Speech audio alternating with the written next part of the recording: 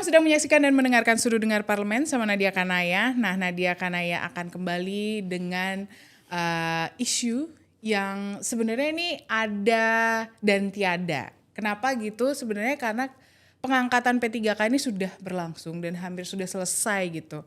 Tapi ternyata permasalahannya masih tetap ada. Karena sekarang Nadia Kanaya sudah tidak sendiri, ada Pak Mardhani Alisera yang sudah sangat dirindukan, ya kan? Ditunggu-tunggu sama Sobat Parlemen, pemirsa Sudut Dengar Parlemen, kayak mana ya kok Nadia nggak ngundang-ngundang beliau. Takut saya, Nadia nih. Enggak dong, ini kan Nadia hanya menyampaikan pertanyaan-pertanyaan dari teman-teman yang kemarin udah komen di video-video, terus ada yang DM juga ke Nadia, terima kasih, berarti artinya menonton Sudut Dengar Parlemen. Nah ini sekarang kita hadirkan Pak Mardhani buat menjawab ya kan. Sebelum masuk ke pertanyaan dari teman-teman yang ada yang udah nonton Sudut Dengar Parlemen, Nadia mau nanya dulu. Kemarin di Komisi 2, Bapak berstatement, kayaknya perlu nih ada panja untuk P3K. Apa yang Bapak lihat sampai Bapak juga ikut mengawal dari Undang-Undang ASN. Tapi di sini Bapak menekankan kayaknya perlu nih ada panja P3K. Iya, yang pertama kalau dari historis Nadia kan dari 2023 kita sudah selesai itu Undang-Undang ASN. Tapi antara undang-undang, legislasi dengan implementasi itu perlu dikawal dengan seksama. Dan ternyata di lapangan 3 tuh muncul. 1, tidak semua rekomendasi yang 1,3 juta honorer terdaftar dalam BKN masuk semua ke dalam P3K. Yang kedua, ada yang masuk tetapi ada yang ijazahnya tidak diakui, jadi cuma pakai SMA dan lain-lain. Masuk, ada yang nggak masuk, ada yang masuk pun ada catatan. Yang ketiga, yang sudah masuk pun ternyata ada yang komplain. Kok gajinya segini lagi gitu loh, kayak honorer dulu 300.000, 500.000, udah jadi P3K tidak naik juga. Jadi 3 ini membuat kita tidak bisa udah kok, udah diangkat, selesai. Nggak ada, harus dituntaskan. Bahasanya tuh kalau kita bekerja harus tuntas. Jangan separuh saja. Benar, sudah diangkat dari 1,3. Selesai? Tidak. Nah karena itu diperlukan panja. Lebih berat lagi panja ini karena transfer ke daerah TKD dari pemerintah pusat dikurangi. Saat yang sama undang-undang hubungan keuangan pusat daerah maksimal belanja pegawai 30%. Padahal kita baru ngangkat 1,3. Nah ini gap ini antara belanja pegawai yang akan meningkat karena kita memaksa daerah untuk ngangkat. Tapi aturan tidak diatur, makanya terakhir di RDP terakhir saya bukan cuma mengusulkan panja, kita harus mengundang Kementerian Keuangan, Bappenas, Setnek dan Seskap, dan kementerian terkait untuk melakukan relaksasi penerapan 30% maksimal belanja pegawai. Begitu. Itu kan pelaksanaannya di 2027 ya Pak? Iya, di 2026 ini sudah mulai ada. Karena TKD sebagian sudah dipotong, 2027 akan dipotong lagi. Nah karena itu kesimpulan kita kemarin, kami kemarin itu RDP dengan Kemendagri yang membawahi 38 provinsi dan 514 kabupaten kota, sebagian besar, walaupun sebagian di KL ada yang tidak di Kemendagri, bersama dengan Menpan untuk segera melakukan koordinasi inter pemerintah dengan Kementerian Keuangan untuk relaksasi 3-5 tahun. Baru nanti kembali ke 30%. Bapak tadi sudah menyampaikan ternyata ada temuan. Iya. Berarti artinya sudah ada yang menyampaikan secara langsung kondisi-kondisi di lapangan yang kesejahteraannya ternyata tidak berubah. Berarti ini artinya seperti seolah-olah pengangkatan P3K ini ya cuman sekedar status yang diangkat, tapi kayak kesejahteraan yang harusnya katanya ASN sama dengan apa yang didapatkan PNS ya sama aja tidak ada gitu. Sebetulnya bahasanya gini Nadia, dari katakan 100% nih yang kita angkut, 70-80% sesuai dengan harapan. Naik, pertama kepastian karirnya jelas karena sudah dapat NIP nomor induk P3K, statusnya sudah ASN. gajinya juga udah disesuaikan, karirnya juga sudah mulai ada. Bahkan kemarin kita buat beberapa kayak guru tuh ada beberapa yang menjadi kepala sekolah, bisa sebagai P3K kepala sekolah dan lain jalan. Tapi memang ada sekitar 20%-an yang bermasalah. Nah, yang bermasalah itu yang lapor ke Komisi 2 banyak, ke saya pribadi banyak, bahkan minggu depan ini saya mau udah diminta, ayo dong kita kumpul lagi online dan offline hybrid biar seluruh Indonesia tahu. Boleh, saya bilang begitu. Oke, tapi sebenarnya apa sih Pak yang sampai ini kan sebenarnya berada di bawah undang-undang ASN yang sama. Tapi pelaksanaannya bisa ada yang oke, tadi kalau Bapak menyampaikan 80% berhasil, ada yang bisa secara jenjang karir bisa ada kenaikan dan yang lainnya. Tapi ada yang bilang nggak bisa. Yang pertama, kalau ada yang menyampaikan P3K tidak memiliki jenjang karir, salah. Karena dalam undang-undang ASN antara PNS dengan P3K secara umum hak dan kewajibannya sama. Bahkan kalau yang revisi undang-undang terbaru kan P3K juga punya jaminan hari tua dan lain-lain. Yeah. Walaupun kemarin itu mereka masih gimana ini, kita kan tetap kontrak harus diperbaharui. Nah, kami tegaskan tidak boleh ada penghentian kecuali dengan sangat ketat. Ya, misal NIR kinerja punya masalah gitu, disiplin dan segala macam. Terus yang kedua ya memang mengundurkan diri. Jadi sangat kita batasi untuk quote and unquote dirumahkan, apalagi di PHK. Nah, dia adalah pejuang yang sama-sama membangun negara. Nah, tinggal memang di sini urusan P3K terkait juga dengan desain otonomi daerah. Banyak daerah itu memang tidak memiliki kewenangan untuk mengelola sendiri keuangannya. Kebanyakan pajak itu naik ke pusat, turun ke bawah dalam mekanisme transfer ke daerah. Ketika transfer ke daerah, beberapa bahkan bukan cuma dana bagi hasil, DBH juga dipotong juga gitu loh. Sebenarnya kondisi 20% yang mungkin Bapak sampaikan tadi yang belum penataannya sesuai itu adalah buat P3K yang memang berada di daerah lebih banyak ya? Mayoritasnya daerah dengan kondisi fiskal yang berat.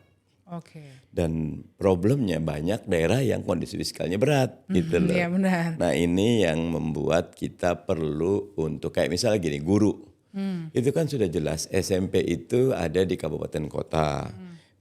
SMA, baik SMA atau SMK itu ada di provinsi. Nah, itu antara provinsi dengan kabupaten kota beda lagi dinamikanya gitu kan. Ada sekolah-sekolah yang banyaknya SMP dan SD SMP, ada yang SMA gitu loh. Berarti benar ya Pak kalau banyak guru-guru yang teriak juga ketika diangkat P3K kok ya tetap masih 300.000, 350.000. Nah, itu wajib teriak, wajib menyampaikan karena mestinya sesudah ada P3K kita punya standar rata-rata UMR. Itu harusnya hak yang memang dimiliki oleh semua P3K. Minimal harus standarnya UMR. Dengan tunjangan-tunjangan yang? Nah, yang tunjangan tentu diserahkan kepada daerah masing-masing. Ya, ada yang memang punya keluangan fiskal, dia memberikan tunjangan. Ada yang tidak, minimalnya basic income-nya itu dipenuhi. Dari kondisi kemarin pembatasan 30% belanja pegawai, banyak yang menyasar akhirnya ke P3K. Bahkan P3K paruh waktu khususnya yang baru aja kemarin diangkat. Sebenarnya kalau dalam kondisi seperti ini, sekuat apa perlindungan undang-undang ASN ini untuk melindungi teman-teman P3K baik paruh waktu maupun penuh waktu? Karena yang penuh waktu pun juga cukup khawatir dengan kondisi ini. Kalau 2027 mereka kontrak masa habis, undang-undang HKPD dijalankan, ada kemungkinan mereka tidak diperpanjang. Nah, sekarang kita balik lagi ngomongin soal undang-undang ASN. Sebenarnya di mana posisi P3K di undang-undang ASN ini? Karena kalau kita lihat dari kondisi seperti ini, bahkan P3K paruh waktu yang baru aja diangkat, yang baru merasakan menjadi ASN udah mulai khawatir ketar-ketir nih. Gimana nih Pak? Namanya Undang-Undang Aparatur Sipil Negara. Nggak ada Undang-Undang PNS itu loh. Nggak ada Undang-Undang P3K. Artinya kedudukan PNS dan P3K sama setara hak dan kewajibannya. Tinggal memang pemerintah memberikan kelenturan. Nah, contohnya gini, dulu namanya PNS itu susah dipecat. Oh, sekarang mudah sekali mereka. Prosedur untuk pemecatannya tidak harus berpanjang kali lebar. Kalau tidak layak, bisa. Nah, teman-teman P3 justru diperkuat, susah untuk dirumahkan. Ya, jadi kontraknya itu memang regularly akan diteliti, tetapi tidak bisa dirumahkan kecuali tidak berprestasi, tidak disiplin, melakukan pelanggaran. Jadi makanya kalau ada P3K yang dirumahkan, bersuaralah. Tapi sebenarnya artinya ini unsur subjektivitasnya tidak ada? Seminimal mungkin dihilangkan untuk teman-teman P3K. Karena kan kalau Nadia tahu proses jadi P3K itu lama sekali. Mereka adalah pilar-pilar penyelenggara negara yang harus betul-betul dijaga martabatnya, haknya, juga statusnya. Di Undang-Undang ASN jelas. Jelas ada ya. Iya. Berarti mungkin teman-teman yang merasa ada ketidaksesuaian, boleh berarti mereka untuk bersuara dan mengadu dong Pak ya? Wajib. Wajib nah, ya. Karena mereka sekarang dengan teman-teman yang sudah dapat NIP, kan biasanya nomor induk pegawai katakan, ini nomor induk P3K, itu bobotnya luar biasa gitu. Nah, ada apa-apa terhadap teman-teman harus berani bersuara dan dilaporkan. Kami Komisi 2 siap untuk selalu. Sejauh ini sudah ada Pak yang Bapak ada terima? Beberapa laporan, tapi kita sedang verifikasi. Yang sudah terverifikasi sudah kita minta teman-teman Pan RB khususnya dan Kemendagri melakukan cek ulang. Nah, nanti hasil dari penelitian ulang, verifikasi itu yang nanti akan kita rapatkan untuk cari solusinya. Saya beberapa kali membaca di media kayak tadi Bapak menyampaikan harusnya Menpan RB meminta untuk menerima semua ibaratnya masuk dulu nih buat menjadi P3K. Tapi di saat kondisi seperti kemarin dikembalikan kayak ya kemampuan daerahnya dong. Seolah-olah jadi lempar-lempar tanggung jawab gitu. Jadi ini yang harus disadarkan pada semua elemen. Kami ketika mengeluarkan dan mengesahkan Undang-Undang ASN itu perjuangannya luar biasa. Memaksa pemerintah untuk menerima 1,3 juta honorer jadi P3K itu berat. Tetapi kami bilang ini adalah langkah menjaga hak-hak dari pejuang penyelenggara negara. Mereka selama ada yang 15 tahun, ada yang 20 tahun jadi honorer. Itu bekerja dengan sepenuh dedikasi, bersyukur, udah diketok. Habis itu dalam pelaksanaannya kami tekankan, Menpan RB sudah bekerja keras, ayo ajukan datanya dikasih dengan BKN. Tapi beberapa kepala daerah memang ada yang khawatir kita mampu apa tidak. Tapi ada juga yang nakal, kalau dimasukkan semua ntar nggak ada peluang untuk merekrut. Padahal kita udah kata nggak boleh ada lagi honorer sesudah Undang-Undang ASN ini diterapkan, semua harus di P3-kan. Nah, dalam konteks inilah kita meminta Kemendagri melakukan pembinaan kepada kepala daerah agar betul-betul jendela ini. Dan beberapa kepala daerah bagus sekali, bahkan ketika jendelanya tertutup, ada satu kabupaten di Sumatera Barat, Pak, dia 2 hari karena proses di DPRD-nya lama itu baru setuju. Udah tutup, kita lobby Kemenpan biar bisa masuk nih ajuan, padahal udah tutup gitu loh. Nah, artinya beberapa daerah proaktif bertanggung jawab. Daerah-daerah yang punya catatan, monggo dilaporkan. Kita akan melakukan verifikasi dan kalau perlu kunjungan ke daerah-daerah di mana teman-teman P3K tidak mendapatkan haknya. Kalau ada wacana P3K ditarik kewenangannya ke pusat, menurut Bapak seperti apa? Lebih mudah lagi. Kayak kami sudah mulai berbincang, kan ASN ada PNS, ada P3K, satukan saja PNS semuanya. Terus bagaimana pengelolaannya? Monggo, kalau mau dipusatkan semua lebih bagus. Contoh, karena di India itu PNS itu menjadi jejaring bukan cuma keamanan, tetapi jejaring kohesi sosial. Kalau dia karena PNS maka pikiran dia NKRI sekali. Semuanya itu pokoknya harus menyatukan, menguatkan NKRI. Saya setuju. Dimudahkan dan angkanya kan tidak besar, cuma 6. Total tuh kita sekarang tuh ASN itu ada hampir 6 jutaan.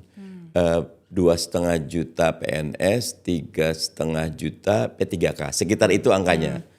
Dan itu mudah kok dengan digitalisasi yang ada, kemampuan BKN semuanya sudah terrekod. Tapi kemampuan negaranya Pak untuk menanggung itu? Nah kalau buat saya dua perspektifnya. Kita sibuk mikirin negara dulu, lebih baik sibuk jagain 6 juta ini. Baru tugas negara mencari bagaimana membiayai mereka dengan deployment, kan banyak sekali. Pekerjaan negara itu banyak yang bisa digunakan oleh, nah ketika ditarik ke negara, maka negara punya kemampuan. Yang tadinya katakan cuma di satu kementerian, dia bisa dideploy ke kementerian lain. Yang tadi cuma di satu daerah, dia bisa dideploy ke daerah yang 3T, terdepan, terluar, termiskin. Tentu dengan memberikan insentif. Jadi menjadi lebih lentur, lebih apa, dan itu benar-benar mampu mencapai juga optimal ya? Dan target 8% pertumbuhan ekonomi bisa tercapai. Katakan pemerintah sekarang pengen swasembada pangan, swasembada energi, sama ekonomi tumbuh. Ya udah optimalkan 6 juta ASN yang semuanya pusat ini, kasih gaji yang cukup, awasi dengan baik, kinerja dengan baik, saya yakin kok. Kita tuh 6 juta itu tidak sembarangan Nadia. P3K walaupun paruh waktu tuh prosesnya sama susahnya kayak PNS sama gitu. Dan mereka punya kapasitas yang sama kok gitu loh. Saya ketemu mereka berkapasitas semua. Tinggal ayo deploymentnya. Pengoptimalannya harus optimal. Harusnya semua pemerataan sesuai dengan undang-undang ASN ya. Iya. Kalau semua yang berada di dalam undang-undang itu memiliki hak dan kewajiban dan yang 6 juta itu kan ngurus hampir 300 juta gitu loh. Kalau Bapak ingat, waktu di podcast sebelumnya dengan Bapak menyampaikan, ya udah yang penting masuk gerbong dulu. Betul. Nanti ditata. Yang banyak bertanya, kapan natanya? Terima kasih yang sudah subscribe. Bagi yang baru menemukan channel ini, like videonya, klik lonceng, dan hidupkan notifikasinya. Jangan lupa di subscribe. Kalau kemarin kita flashback di podcast sebelumnya dengan Bapak menyampaikan, udah yang penting kita masuk gerbong dulu. Betul. Kita setelah itu baru ibaratnya nanti penataan, kita cari gerbong-gerbong mana yang belum sesuai. Karena kan kalau kita ingat adalah ada yang S1 tapi SMA dan yang lain-lainnya. Gimana Pak? Setuju dan wajib kita lanjutkan. Kan dulu kita pakai metafora kereta udah mau berangkat nih. Kita belum ada nomor tempat duduk, udah masuk dulu. Nah di dalam nanti baru kereta jalan kita rapikan. Sekarang sudah jalan. Dan karena itu perapian wajib dijalankan. Karena itu kita lagi mendesak Kementerian Pan-RB segera mengeluarkan permen untuk penataan P3K yang baru nih. Sudah mulai, kami sudah dapat draftnya, akan segera dilaksanakan. Dan memang bahasanya gini, kita kan ke hampir 600-an kementerian lembaga itu kan. Nah itu lagi ditata ulang. Semuanya kami ingin menyegerakan, tetapi kadang-kadang kata Kemen Pan-RB, Pak, kalau kita terburu-buru nanti akan ada aturan yang justru mengikat teman-teman sendiri. Nah, tapi kami tetap desak biar segera aturan penataannya itu jalan. Karena dengan salah satu sifat ASN yang sekarang itu seamless. Mereka bisa naik, bisa ke kiri, bisa ke kanan, bisa mendapatkan banyak. Ya, termasuk yang kami bilang dari P3K paruh waktu ke P3K penuh waktu. Dari penuh waktu ke PNS-nya dibuka juga biar lebih mudah lagi gitu untuk bergeraknya. Karena salah satu yang kita rekognisi di Undang-Undang ASN adalah talent based performance. Kinerja berbasis bakatnya. Kalau bakatnya, makanya kan ada talent pooling semuanya. Nanti bisa kemana-mana. Nah ini yang kami lagi buat dan contohnya gini. Di beberapa kementerian sekarang jangankan P3K sudah dibuka jendela untuk posisi dirjen eselon 1 bukan cuma dari PNS atau P3K. Dari private, dari umum bisa. Nah, kami lagi pengen jendela itu diperbesar sehingga teman-teman P3K pun bisa ikutan untuk jangan menganggap teman-teman P3K itu minta maaf pekerja golongan rendah. Tidak, banyak mereka yang profesional, banyak mereka yang punya kapasitas. Nah tentu sekalian titip Nadia, teman-teman P3K jangan cuma sibuk gimana kita bisa naik posisi, naik jabatan, jangan. Sibuklah selalu meningkatkan kapasitas diri, meningkatkan kualitas diri, menjaga integritas, kontributif, prestatif, sehingga dengan kelihatan loh, wah ini P3K kita tidak kaleng-kaleng loh. Gitu. Dan ke depan ini kan kayak misalnya gini Nadia, dengan era AI dan digitalisasi ini makin banyak pekerjaan-pekerjaan yang itu bisa didelegasikan kepada mesin. Yes. AI-nya kah, digitalnya. Nah teman-teman harus tumbuh terus mencari kekhususan, keistimewaan. Sehingga teman P3K bisa tumbuh berkembang. Kayak guru. Guru gak bisa lagi dengan pola kayak dulu. Ya. Sekarang dengan Google udah ketahuan semua informasi. Gak perlu ngajarin itu. Tapi critical thinking, membuat anak-anak punya keterampilan kreativitas, berkolaborasi, public speaking yang baik, komunikasi yang baik, kan 3C itu kan. Itu menjadi nilai dan plusnya. itu gurunya harus tumbuh berkembang. Yes, berarti harus capable untuk mengikuti perkembangan juga nih buat ASN, khususnya P3K, baik paruh waktu maupun penuh waktu harus mengupgrade dirinya. Nah, yang mau saya tanyakan kembali adalah terkait P3K paruh waktu. Seharusnya P3K paruh waktu itu adalah P3K yang sebenarnya negara tidak memiliki kemampuan untuk membayar kemudian diangkat, tapi dengan mungkin kesejahteraan yang tidak sama dengan P3K penuh waktu. Asumsinya adalah paruh waktu mereka bisa digunakan untuk mencari tambahan untuk memenuhi kebutuhannya. Tapi kalau kita melihat kondisi saat ini, P3K paruh waktu juga menjalankan tugas sama bebannya sesuai dengan P3K penuh waktu maupun PNS. Gimana nih Pak? Sebetulnya konsep awalnya itu semuanya P3K. Tapi ngelihat kondisi keuangan daerah tadi batasan 30%, oke parkir dulu di P3K paruh waktu. Harapan kami salary teman-teman P3K tidak beda sama yang penuh waktu. Oke. Sementara statusnya saja itulah. Tapi dalam waktu yang tidak lama harapan kami semua paruh waktu itu menjadi P3K penuh waktu. Jangan dipermanenkan paruh waktu, jangan. P3K saja semuanya gitu. Oke, berarti memang sesuai yang tadi Bapak sampaikan akan ada jenjang untuk mengangkat P3K paruh waktu ini menjadi P3K penuh waktu. Itu yang kita perjuangkan. Menggunakan skema tes kembali atau? Enggak, kan udah sebenarnya P3K paruh waktu dan P3K penuh waktu udah P3K, udah ASN statusnya. Mereka ASN, mereka dapat NIP juga itu, nomor induk P3K juga itu. Oke, berarti semuanya sebenarnya sudah sama kan? Sama, kami juga lagi di Komisi 2 lagi mendorong segera pembahasan tentang P3K dan ASN ini barengan dengan pembahasan otonomi daerah. Sekarang ini hampir semua pajak ditarik ke pusat. Nah, nanti transmisinya melalui TKD. Nah kami lagi ngusulkan, karena kalau pola kayak gini, kayak sekarang nih, paling cuma Badung, di Bali, Bandung, Medan, dan beberapa kota-kota yang memang pajak hotelnya, pajak restorannya, pajak reklamenya gede, sisanya nggak ada. Nah kami lagi pengen di Undang-Undang Otonomi Daerah yang baru itu beberapa pajak itu diberikan ke daerah. Nah kalau daerah mampu, makin mampu. Misal gini, ada satu pajak utama diberikan ke daerah. Kalau daerahnya bisa mengumpulkan 20% di atas rata-rata pajak nasional yang 10-11%, dapat insentif lebih.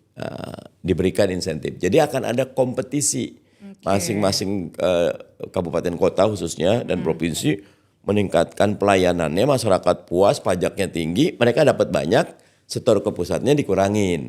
Gitu. Nah itu untuk membiayai teman-teman P3K, fasilitas publik di daerah masing-masing.